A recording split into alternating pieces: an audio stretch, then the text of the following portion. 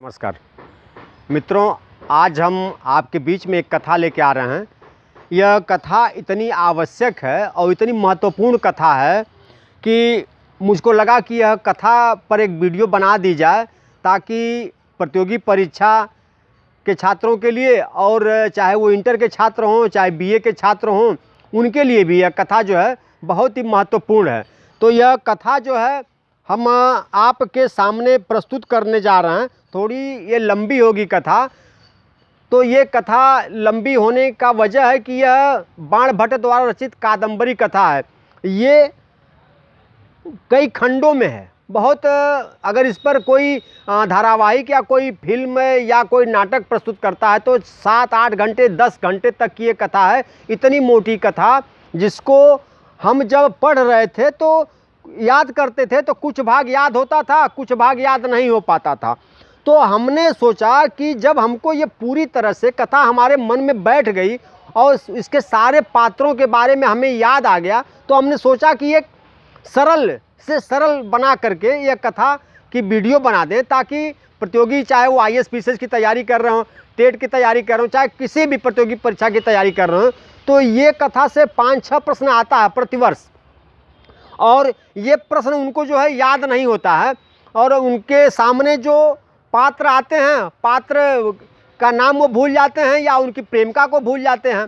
कौन से पात्र का 3 बार जन्म हुआ है, कौन से पात्र का 1 बार जन्म हुआ, क्योंकि वही प्रेमिका 3 पात्रों के साथ प्रेम कर रही है। तो इस तरह से जो पाठक वर्ग है वो कंफ्यूज हो जाता है कि पता नहीं ये प्रेमिका फिर वो पुंडरीक के साथ रहती है कि वह सम्पायन के साथ है कि फिर शूद्रक के साथ है। इस तरह से वो बार बार पाठक जो है कंफ्यूज रहता है, समझ में उसके नहीं आता। इसलिए हमने सोचा कि इसकी एक वीडियो बना दें और ये वीडियो जो है आपके लिए बहुत ही हेल्पफुल होगी। वैसे वीडियो तो लंबी होगी तो आप चाहे तो इसको स्किप कर करके देखिएगा, क्योंकि जो पात्र आप तो पढ़ रहे हैं, आपके सामने तो कादंबरी किताब है तो आप पढ़ रहे हैं, अब आपको याद नहीं हो पा रहा है क्योंकि वो संस्कृत में है, उसका हिंदी अर्थ कोई आचार्य बताते हैं तब भी पूरी कथा के रूप में नहीं बताते हैं। जैसे जैसे वो कथा प्रारंभ करते हैं, संस्कृत पढ़ते हैं, श्लोक पढ़ते हैं, फिर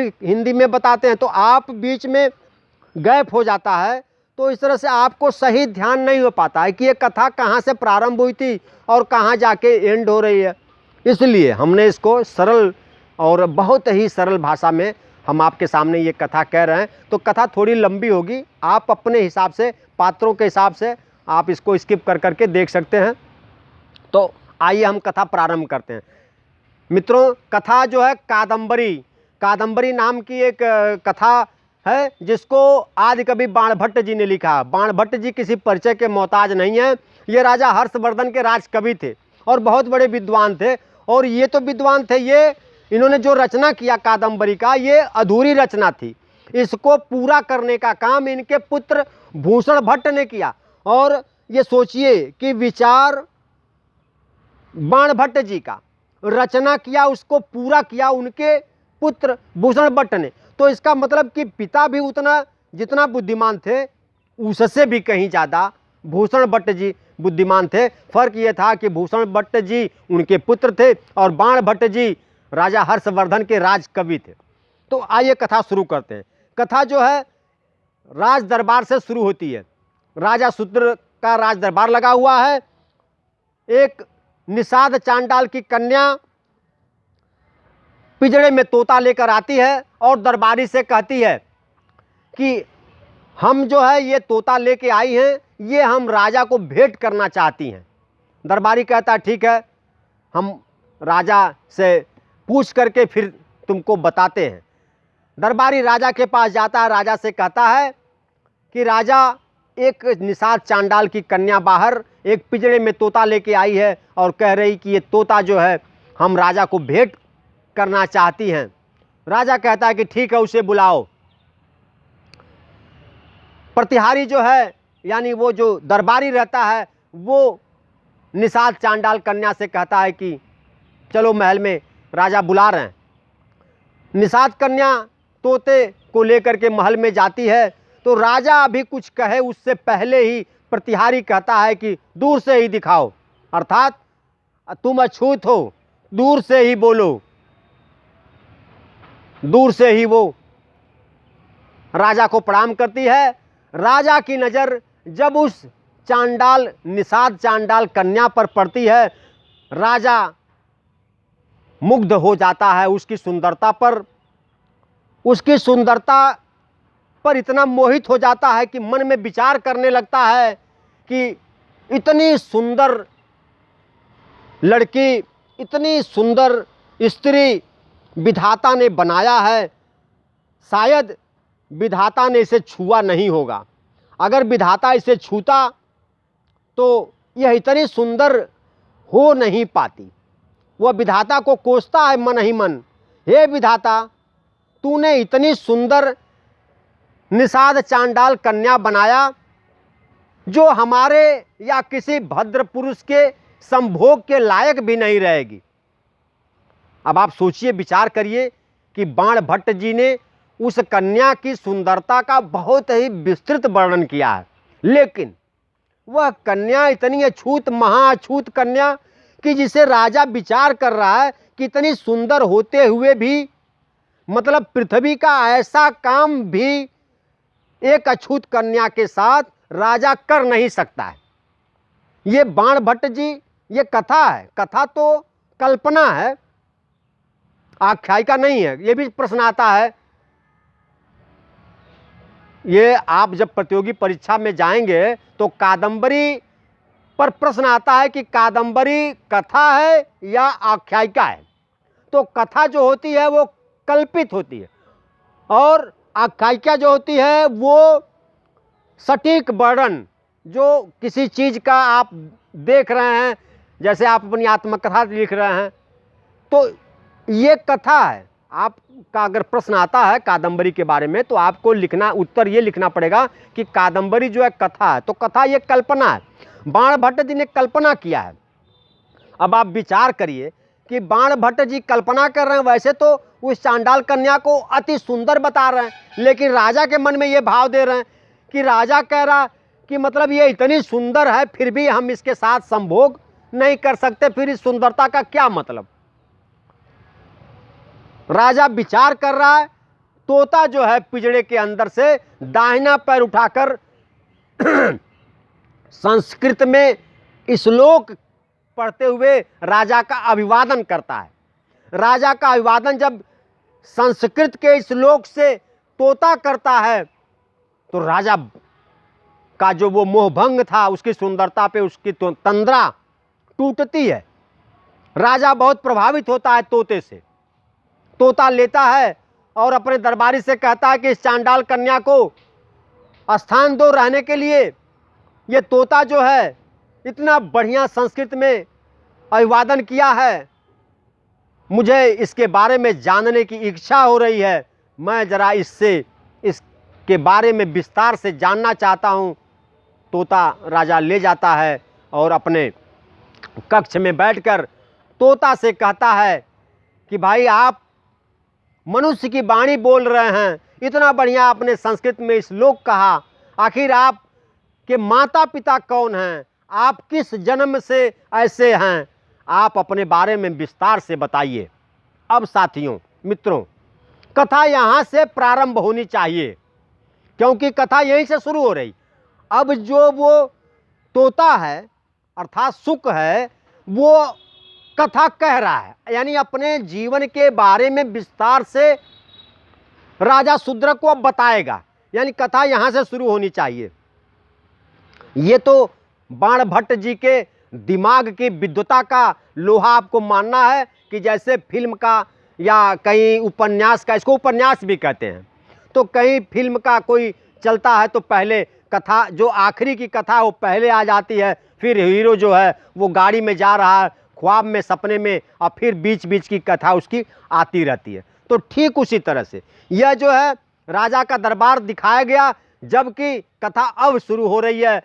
जो वो तोता है वो अपने जन्म की कहानी बता रहा है राजा शूद्रक से कि राजा शूद्रक, आप जो है इतने इच्छुक हैं, हमारे बारे में जानना चाहते हैं, तो लीजिए मैं बता रहा हूँ। वो बताता है कि मेरे पिता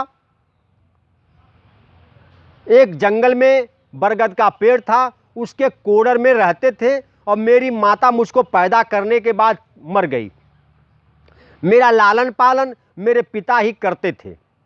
एक दिन निषादों के सेनापति, जो सूअर का तेल की चर्बी जैसे बदबू कर रहे थे सब, और भैंसों के जो खून से नहाए हुए थे, इतने गंदे, दूर से ही दुर्गंध उठाते हुए जब वो चलते थे तो जिस रास्ते से जाते थे पूरा रास्ता बदबू करने लगता था।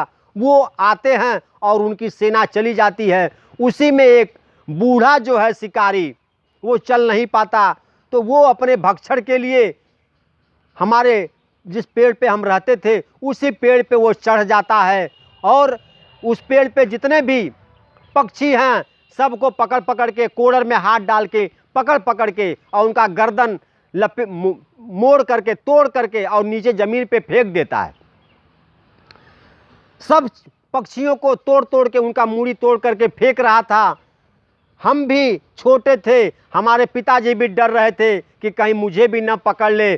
तो मेरे पिताजी मुझको अपने पंखों के अंदर छुपा करके और उसी कोड़र की बिल में डूबके जा रहे थे। लेकिन ये दैत्य दानव की तरह से वो बूढ़ा शिकारी राक्षस की भांत हाथ डालता है कोड़र में और मेरे पिताजी की गर्दन पकड़ता है और गर्दन ऐंठ के उनकी हत्या करके नीचे ज़मीन पर फेंकता है।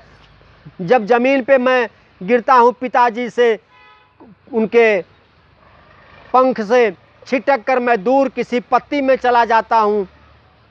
उसके बाद वो शिकारी नीचे उतरता है, सारे चिड़ियों को अपने झोले में भरता है और लेके चला जाता है। मैं एक पत्ती के नीचे, मेरे पास अभी पंख भी नहीं आए थे, मुझे प्यास भी लगी थी, मैं इधर उधर लुढ़क रहा था, गिर रहा था। तब तक जाबाली ऋषि के पुत्र महर्षि हारित उसी रास्ते से नदी स्नान करने जा रहे थे। वो बड़े दयालु थे। उन्होंने जब मुझे देखा तड़पते हुए तो उन्होंने मुझे अपने हाथों से उठा लिया और मेरे सर पे अपना हाथ सहलाने लगे और वो इतने दयावान थे कि उनको लगा कि मैं प्यासा हूँ। तो मुझे लेके नदी गए और वहाँ उन्होंने मुझे अंजलि में पानी लेकर के मेरे होठों पे डाला। पानी पीने के बाद जब मुझे थोड़ा सा चेतना आई तो मुझे वो पुचकारने लगे। पुचकारने के बाद अपना स्नान ध्यान करने के बाद वो अपने हाथ में ही लेकर मुझे अपने आश्रम गए। आश्रम में उनके पिताजी कुछ 2-4 शिष्यों को उपदेश दे रहे थे।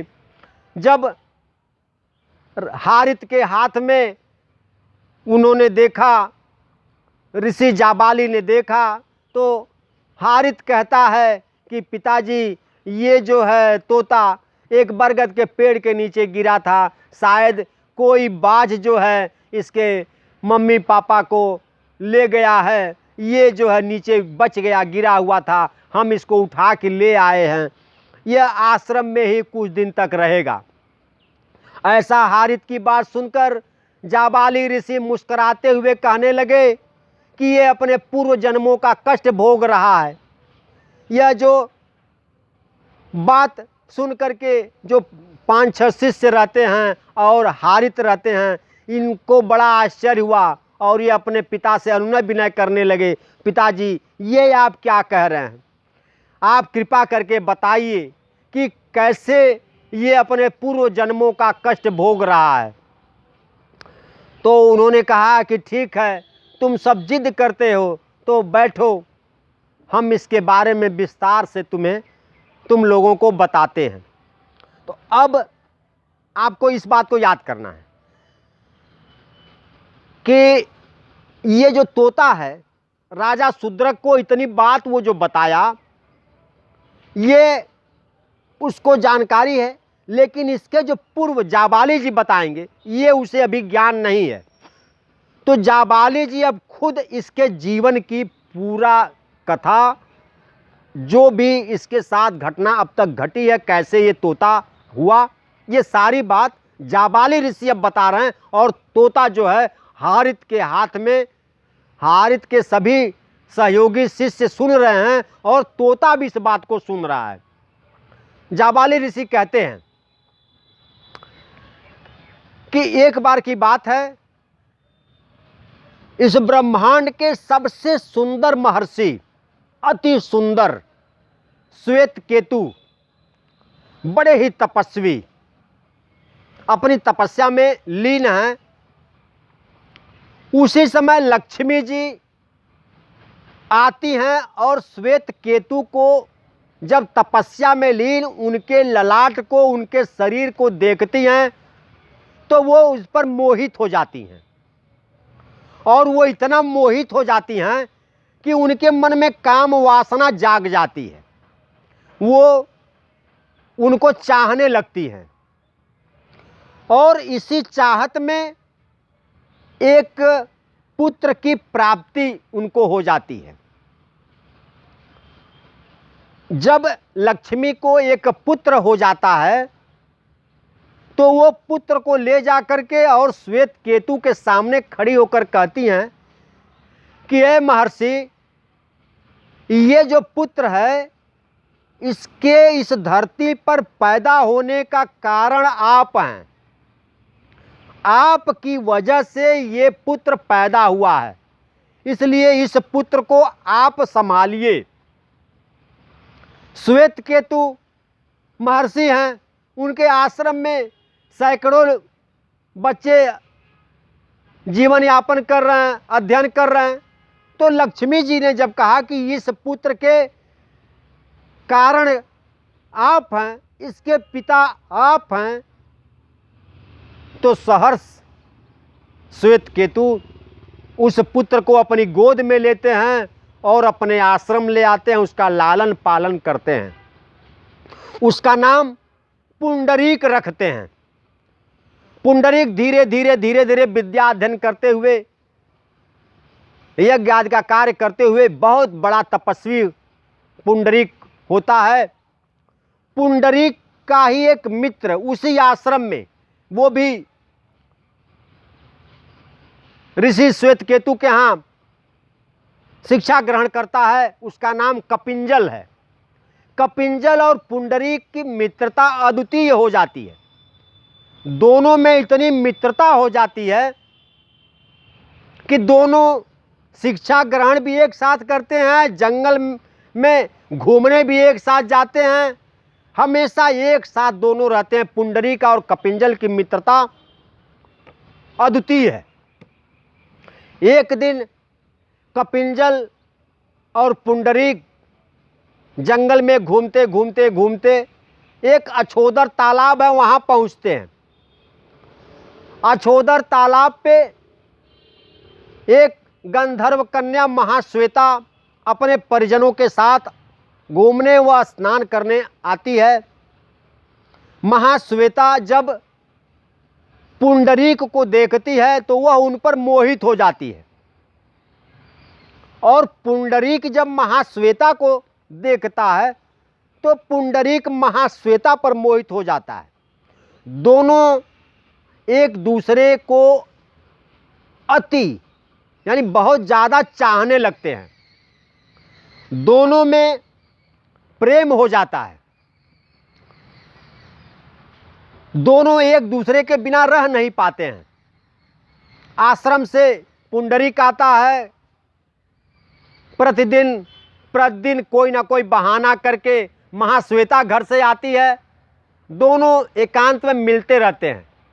कुछ दिन ऐसे मिलते मिलते एक दिन ऐसा आता है कि पुंडरीक जो है महाश्वेता के वियोग में बहुत दुखी हो जाता है। अब महाश्वेता से वो दूर नहीं जा पाता, हमेशा वो महाश्वेता के ही प्रेम में, उधेड़ बुन में लगा रहता है। महाश्वेता को न पाकर उसके मन में इतनी बेचैनी होती है कि वो अनाप शनाप लोगों को, अकारण लोगों को श्राप देने लगता है।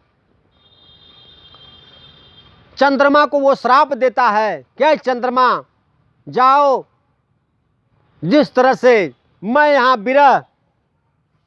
विरह में तड़प रहा हूं, उसी तरह से तुम भी विरह वेदना में तड़प तड़प कर मरोगे। ऐसा कहकर पुंडरीक प्राण त्याग देता है। पुंडरीक के प्राण त्यागने के बाद जब उसके श्राप का पता चंद्रमा को चलता है तो चंद्रमा भी क्रोधित होता है कि अकारण मैंने कोई अपराध नहीं किया, बिना अपराध के पुंडरीक मुझको जन्म जन्म तक वियोग में कष्ट झेलने का, दुख सहने का श्राप दिया है। तो चंद्रमा भी श्राप देता है कि जाओ तुम भी जन्म जन्म तक ऐसे ही वियोग में दुख सहते रहोगे, कष्ट झेलते रहोगे। कष्ट तुम्हें हमेशा मिलता रहेगा। इस तरह जब पुंडरीक की मृत्यु होती है, चंद्रमा श्राप देता है, तो चंद्रमा को जब ज्ञान होता है कि अरे ये तो मैंने इसको श्राप दिया, ये हमारी किरणों से उत्पन्न महाश्वेता का प्रेमी है और महाश्वेता इसे तो अपना पति मान ली है। जब चंद्रमा को यह ज्ञान होता है तो उन्हें बड़ा पछतावा होता है कि अब मैं क्या कर सकता हूं, अब तो मैंने श्राप दे दिया। तो वो उसकी आत्मा को अपने किरणों से अपने पास रख लेते हैं कि जब यह श्राप से मुक्त होगा तो एक दिन इसे जो है पुनः पुंडरीक के शरीर में जीवित होगा और तब यह महाश्वेता से मिलेगा। तो महाश्वेता जब पता चलता है महाश्वेता को कि हमारा प्रेमी जो है पुंडरीक की मृत्यु हो गई है, तो वो भी आत्महत्या करने जाती है। उसी समय आकाशवाणी होती है, पहले आकाशवाणी हुआ करती थी। आकाशवाणी होती है कि अरे महाश्वेता, तुम्हें आत्महत्या करने की जरूरत नहीं है, एक दिन यही पुंडरीक जीवित होकर और तुमसे मिलेगा। उसी आस में महाश्वेता आत्महत्या छोड़ देती है और फिर तपस्या में लीन हो जाती है कि किसी ना किसी दिन, एक दिन मेरा पति, मेरा प्रेमी मुझसे आकर मिलेगा। कपिंजल ढूंढता है, जब पुंडरीक को नहीं पाता है तो देखता है कि उसके शरीर को चंद्रमा के साथ जा रहा है। वह अभी अपने तपस्या के बल पर चंद्रमा के पास जाता है और चंद्रमा से कहता है कि भाई आप मेरे मित्र को जीवित करिए। चंद्रमा कहते हैं कि मैं, इसने मुझे अकारण श्राप दिया, मैंने इसे श्राप दे दिया है और अब ये जाकर के मंत्री के यहाँ वैशंपायन के रूप में पैदा होगा और इसके जो श्राप से मैं उसी राजा, उज्जैनी के राजा तारापीठ के यहाँ चंद्रापीठ के रूप में पैदा होऊंगा। हम लोगों को श्राप की वजह से इतना कष्ट भोगना है, जब श्राप कटेगा तभी अब हम भी श्राप से मुक्त होंगे और ये पुंडरीक भी श्राप से मुक्त होगा। ऐसा सुनकर कपिंजल जो है दौड़ते हुए चंद्रमा के पास से वापस आता है कि बीच रास्ते में एक दिव्य आत्मा आती है और दिव्य आत्मा को लांघता है कपिंजल। वो दिव्य आत्मा नाराज होकर कपिंजल को श्राप देती है कि हे तपस्वी, अपनी तपस्या के बल पे इतना घमंड तुमको हो गया है कि तुम एक दिव्य आत्मा को लांघ रहे हो, तो जाओ, जैसे तुम लांघ गए हो उसी तरह से लांघने वाला तुम घोड़ा बन जाओ। अब वो जब कपिंजल सुनता है तो वो दुखी होकर के प्रार्थना करता है, अनुनय विनय करता है कि हे महर्षि, अरे हम तो अपने मित्र की ऐसी परेशानी में गए थे चंद्रमा के पास और आपने हमें अनजाने में हमारी गलती पर इतना बड़ा श्राप दे दिया, हमें श्राप मुक्त कीजिए। वो दिव्य आत्मा कहती है कि नहीं, हमने जो श्राप दिया है वो श्राप वापस नहीं जाएगा, लेकिन एक रास्ता हम आपको बता रहे हैं, उस रास्ता से आपकी मुक्ति हो जाएगी। वो रास्ता ये है कि जिस राजा का आप घोड़ा बनेंगे, जब उस राजा की मृत्यु होगी तो आप पुनः अपने वास्तविक शरीर यानी कपिंजल बन जाएंगे। तब वो कहते हैं कपिंजल कि ठीक है, आप मुझको उज्जैनी के राजा तारापीठ के यहाँ इंद्रायुध नाम से श्राप दीजिए कि मैं वहाँ जाकर के घोड़ा बनूं। उन्होंने कहा कि ठीक है, ऐसा ही होगा। वो कपिंजल अछोदर तालाब में गिरता है और वहीं से फिर एक घोड़ा बनकर वो निकलता है। इधर उज्जैनी के राजा तारापीठ एक दिन सपने में सपना देखते हैं और उसी दिन उनका जो बहुत बुद्धिमान मंत्री है सुकनास, बहुत ही बुद्धिमान मंत्री, ब्राह्मण मंत्री सुकनास, वो भी सपना देखते हैं। दोनों को सपने में दिखाई देता है कि हमें एक अच्छा सा पुत्र पैदा हुआ है। कुछ ही दिन बाद, एक ही दिन दोनों को एक साथ एक एक पुत्र पैदा होता है। राजा के पुत्र का नाम चंद्रापीठ रखा जाता है और मंत्री के पुत्र का नाम, जो मंत्री सुकनास थे, उनके पुत्र का नाम वैशंपायन रखा जाता है।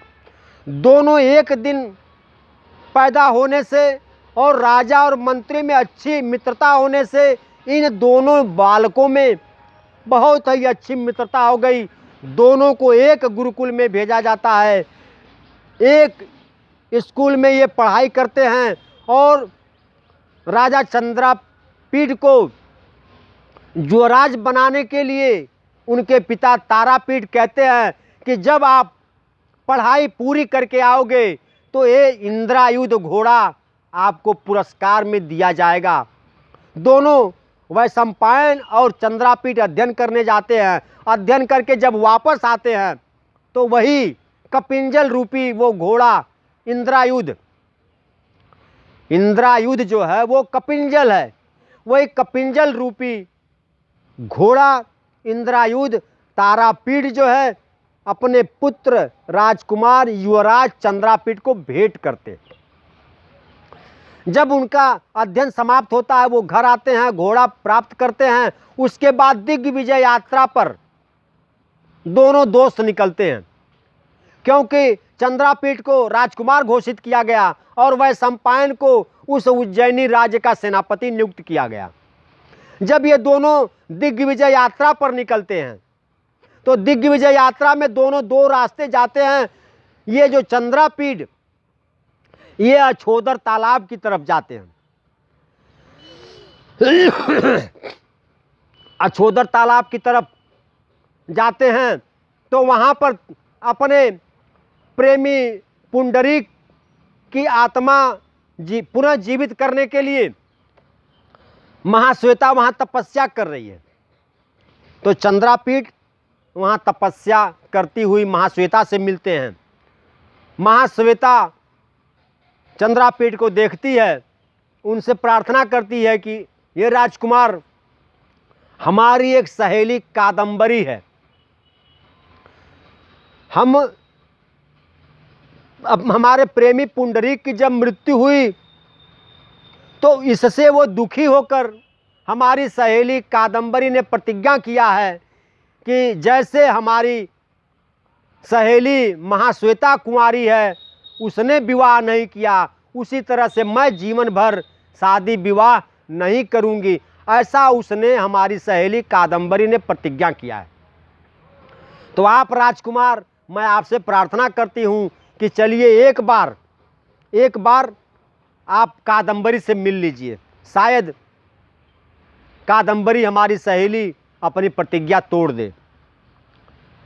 चंद्रापीठ तैयार होते हैं, महाश्वेता के साथ वो कादम्बरी के महल में जाते हैं। कादम्बरी देखती है चंद्रापीठ को, तो चंद्रापीठ को देखते ही वह चंद्रापीठ पर मोहित हो जाती है। और चंद्रापीठ जब कादम्बरी को देखते हैं तो कादम्बरी को देखने के बाद अद्वितीय सुंदर रूप कादम्बरी को चंद्रापीठ भी मोहित हो जाते हैं। अब दोनों एक दूसरे को प्रेम करने लगते हैं, चाहने लगते हैं। चाहते इतना है, लेकिन दिग्विजय यात्रा पे निकले हैं, तो अब कादम्बरी की रक्षा के लिए, कादम्बरी सकुशल अपने राज्य में रहे उसकी रक्षा के लिए, और हमेशा चंद्रापीठ की याद में रहे उसकी रक्षा के लिए, अपनी याद को ताज़ा करने के लिए अपनी दासी पत्रलेखा, चंद्रापीठ के पास एक दासी थी। चंद्रापीठ के पिता ने एक लड़की जिसका नाम है पत्रलेखा, उसको उन्होंने सुपुर्द किया था कि चंद्रापीठ आप इस दासी को हमेशा साथ रखिए, ये आपकी सेवा और जो भी आपकी दिक्कत, जो भी आपके साथ आवश्यकता रहेगी उसकी ये पूर्ति करेगी। तो पत्रलेखा हमेशा चंद्रापीठ के साथ साए की तरह रहती थी। उसी पत्रलेखा को चंद्रापीठ ने कहा कि पत्रलेखा, जब तक मैं दिग्विजय यात्रा पे रह रहा हूँ तब तक तुम इस कादम्बरी का ध्यान रखना। और पत्रलेखा को वहाँ छोड़कर चंद्रापीठ पुनः दिग्विजय यात्रा पे निकलता है। कुछ समय बाद चंद्रापीठ वापस अपने नगर आता है। नगर आता है तो सबसे पहले अपने मित्र वैशंपायन के बारे में पूछता है कि मेरा मित्र वैशंपायन कहाँ है, मेरा मित्र वैशंपायन कहाँ है। किसी को नहीं पता। वैशंपायन तो गया था साथ में, लेकिन अभी तक वैशंपायन वापस नहीं आता। बड़ी उलझन होती है चंद्रापीठ को कि इतना दिन हो गया वैशंपायन आया नहीं। कई लोगों को टुकड़ी बना बना भेजता है कि जाओ आप वैशंपायन को ढूंढ के लाओ। कई क्षेत्रों में टुकड़ियाँ जाती हैं, कोई पता नहीं लगा पाता। तो चंद्रापीठ खुद तैयार होता अपने इंद्रायुध घोड़ा को लेकर कि मैं जा रहा हूँ, मैं जा रहा हूँ, और अपने मित्र वैशंपायन के बिना मैं नहीं रह सकता। अपने मित्र वैशंपायन को खोजने जा रहा हूँ। और वो अपने इंद्रायुध घोड़े पे सवार होकर के वैशंपायन को खोजने निकलता है।